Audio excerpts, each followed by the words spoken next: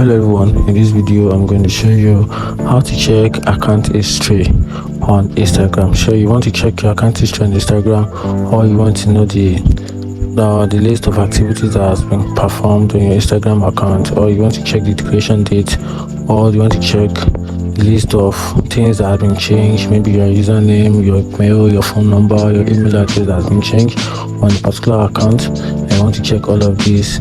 Here's how you can check them on your account history. Just open your Instagram app on your phone, then you tap on the profile icon, then you tap on the 3-line button at the right top corner of the screen. Tap on it, then you tap on this option, which is your activity. You tap on it, then you scroll down a little, then you tap on account history.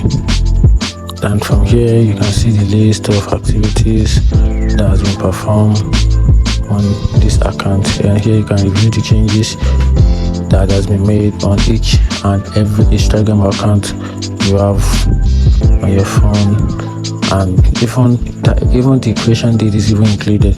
You can check the creation date as well. And that's it. Find the video helpful, like and follow for more. Thank you.